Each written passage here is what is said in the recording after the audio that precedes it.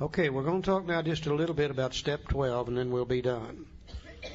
We don't want to go through this next chapter. We don't have the time, but I do want to look at 2 or 3 things in it very briefly. Let's go to page 92. Now, this is telling us how to work with other people, how to do our 12-step call, how to sponsor, and etc. The first paragraph says, tell him how baffled you were, how you finally learned that you were sick. Give him an account of the struggles you made to stop. Show him the mental twist which leads to the first drink of a spree. We suggest you do this as we've done it in the chapter on alcoholism. If he was alcoholic, he will understand you at once. See, this is what Silkworth told Bill to do. He will match your mental inconsistency with some of his own. If you're satisfied that he's a real alcoholic, begin to dwell on the hopeless feature of the malady. Show him from your own experience how the queer mental conditions surrounding that first drink prevents normal functioning of the willpower.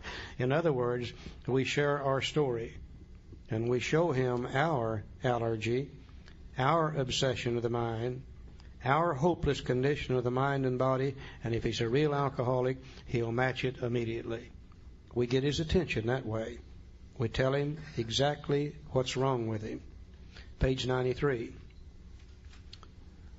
Let him ask you that question if he will. Tell him exactly what happened to you. Stress the spiritual feature freely. If the man be agnostic or atheist, make it emphatic. He does not have to agree with your conception of God. He can use any conception he likes, provided it makes sense to him. The main thing is that he be willing to believe in a power greater than himself, and that he live by spiritual principles, in sharing our story and telling him what happened. Then we get the idea of the need for the spiritual experience across to him, after we got his attention by talking about the problem. Page 94. Outline the program of action, explaining how you made a self-appraisal, how you straightened out your past, and why you are now endeavoring to be helpful to him. Talk to him about the program of action, take him by the hand, and walk with him through the program of action. You see, it's suggesting here that we do the same thing the first 100 did. It's suggesting here we do the same thing the Big Book does. You see, the Big Book was the 12th step in print. They could not go call on that person individually. So the book had to tell him the problem, tell him the solution, show him the program of action. Now, it's just as valid today, working with other alcoholics, as it was in 1939. We need have no question about how to 12-step. We need have no question about how to sponsor. This chapter tells us exactly how to do it.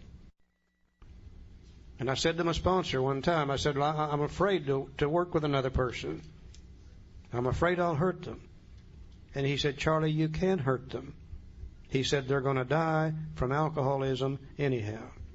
That there's no way you can hurt them, and you might help yourself. So if you're not working with others yet, for God's sake, start. The 12th step has 3 pieces in it, very briefly. The first part is the greatest promise in the book. Having had a spiritual awakening is the result of these steps. I think that promises to me that if I apply the first 11 steps in my life to the best of my ability, I will have a spiritual awakening. Now, what is a spiritual awakening? A personality change sufficient to recover from alcoholism. Bill tells us in the 12 and 12, there's many kinds of spiritual awakenings. There are people in AA, but they've all got certain things in common. That is, that we're able to feel, believe, and do things we can never do before on our own strength unaided. I feel things I've never felt before. I feel love, patience, tolerance, compassion, and goodwill toward my fellow man. Before AA, I could have cared less about you. Oh, yeah, you could have some, but I always got mine first. I don't feel that way anymore. I believe things I've never believed before. I believe God is a kind and a loving God. I believe He stands ready to help any human being anywhere in the world the instant they're ready to give up on self-will and turn to Him. When I came here, I thought He was hellfire and brimstone. I thought He was a God of justice. Thank God He's not a God of justice. If He was, I wouldn't be here today, would I? Some of you guys wouldn't be here either if He was. Surely, surely He's pure mercy, pure love. Believe that with all my heart. I can do things I never could do before. By golly, I can stay sober. I never could do that before. And because of the fact I'm sober, I'm allowed to do many, many, many, many things that I never dreamed that I could ever do. Like being here, going to Iceland, riding under the Channel, going to Paris, France. Things that I never could do before. So surely I've had some kind of spiritual awakening. Now, I'm charged, though, with a responsibility. There really are no free rides. You do have to pay for what you receive. I am now charged with the responsibility of carrying this message to other alcoholics. Not a message, not the message, not some message, this message. What is this message? Having had a spiritual awakening is the result of these steps. I'm not like I used to be. Now, if you're in AA today and you're all screwed up and you don't feel good, if you've been doing a little drinking or even thinking about doing a little drinking, I know exactly where you're coming from. That's where I came from, too. But I applied these first 11 steps, and I had a spiritual awakening, and I'm not that way anymore. And if you don't want to be that way anymore, then you apply the first 11 steps, and you won't be that way anymore either, because you'll have a spiritual awakening. It's the only message that AA's got. Some of us start fancying ourselves as healers, marital advisors, spiritual advisors, economic advisors. God, I don't know of anybody that screwed those things up worse than we have. No, we just know one thing. And let me tell you something. The one thing we know it better than anybody alive. You and I know more about alcoholism than anybody alive. We're the only people that's ever experienced it. We know more about recovery from alcoholism than anybody alive. We're the only people that's ever done it. I think we're the luckiest people in the world. I think surely, surely, surely, God got tired of seeing people like us die back in the 1930s. I think He decided to do something about it, and He's always worked with people through people. I believe He picked Bill and Bob, the first 100. I think He picked Abby Thatcher and Dr. Jung and Dr. Silkworth and the Oxford groupers and that whole bunch and put it together so we could have it today. Now, if that's true and He picked people then we've got to realize that all those people are dead and gone. They're no longer here. If He picked them then surely He's still picking them today. There's not an alcoholic in this room that ought to be here. Every one of us ought to be dead. Some of us 2 or 3 times. And we said, my, wasn't we lucky last night? I don't think luck had anything to do with it. I think God picked you out, let you suffer your alcoholism so you would learn what He wants you to know. And then when He got ready to use you, He removed the obsession to drink. And that's the only reason we're here today, to be able to help other alcoholics. They tell me that 97 out of 100 of us are going to die, never even knowing we're alcoholic. If that's true, 3% of us are stumbling in the doors of AA. Less than half of us are recovering. We're talking about 1 out of 100.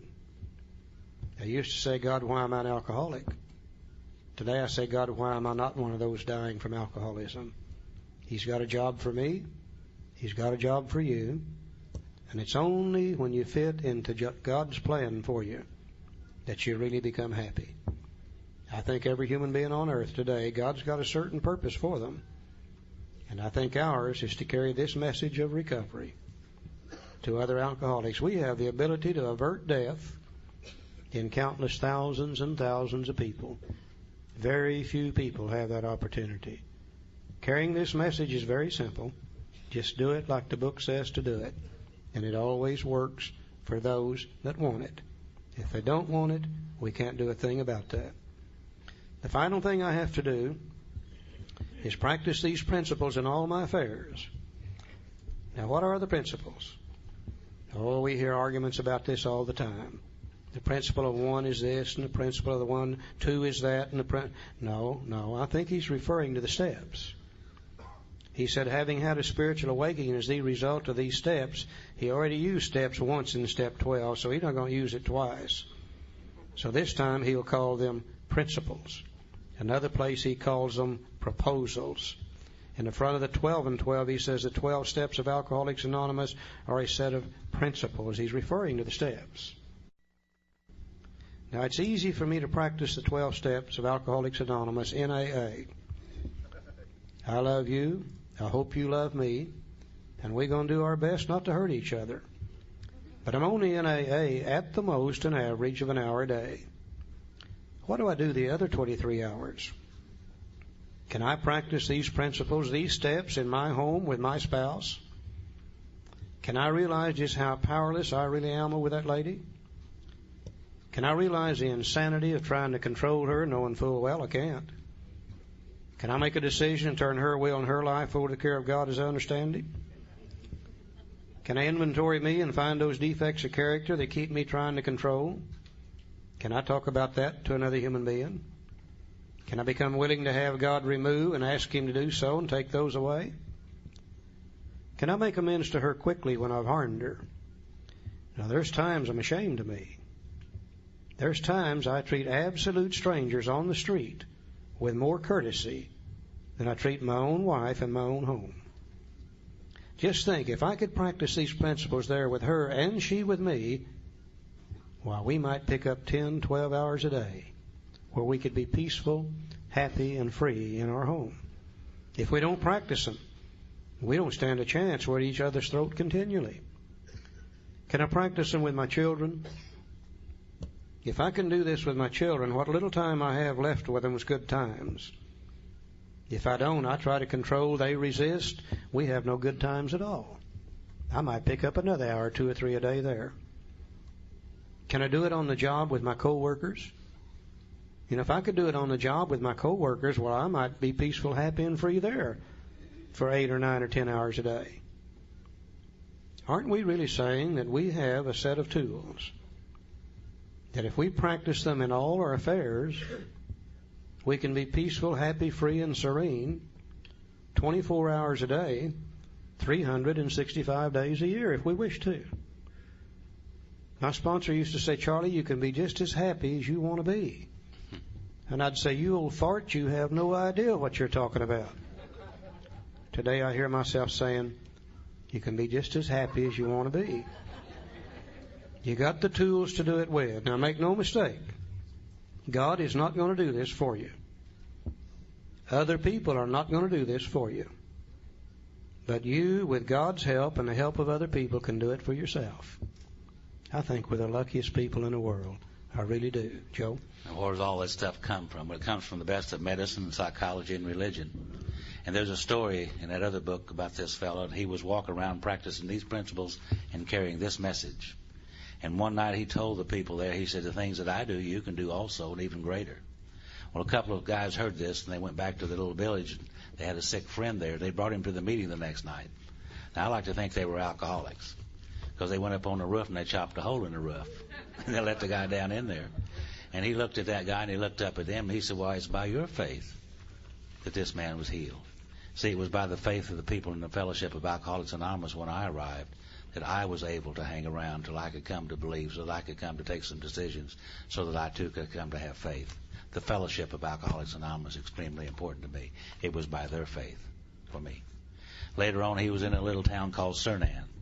And after the meeting that night, and he was leading the meeting or speaking at the meeting, and after the meeting that night, they were standing around smoking cigarettes and drinking wine, I guess, or coffee or whatever they were doing. And they were talking.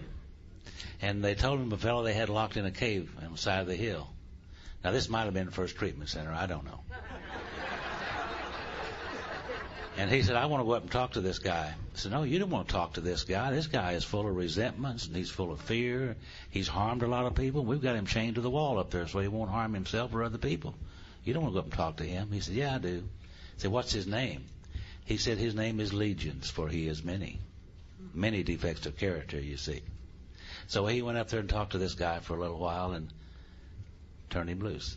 Cut loose of his resentment, cut loose of his fear, cut loose of his guilt, shame, remorse, and set him free.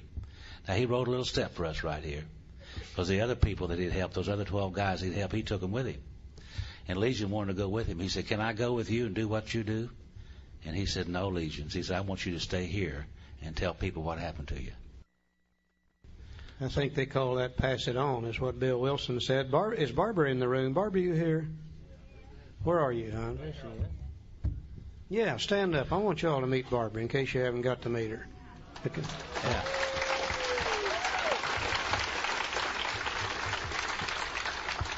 You can tell by looking at her why I'm in love with her. She's red-headed. Okay, let's go to page 164. Said our book is meant to be suggestive only. We realize we know only a little. God will constantly disclose more to you and to us. Ask Him in your morning meditation what you can do each day for the man who's still sick. The answers will come if your own house is in order. But obviously you cannot transmit something you haven't got. See to it that your relationship with Him is right. That's the only relationship this book talks about, by the way. See to it that your relationship with Him is right, and great events will come to pass for you and countless others. This is a great fact for us. Abandon yourself to God as you understand God. We did that in steps 1, 2, and 3. Admit your faults to Him and to your fellows. We did that in 4, 5, 6, and 7. Clear away the wreckage of your past. We did that in 8 and 9. And give freely what you find and join us. We'll do that in 10, 11, and 12. And we shall be with you in the fellowship of the Spirit, and you will surely meet some of us as you trudge the road of happy destiny. May God bless you and keep you until then. We love you all. Thanks for letting us be here.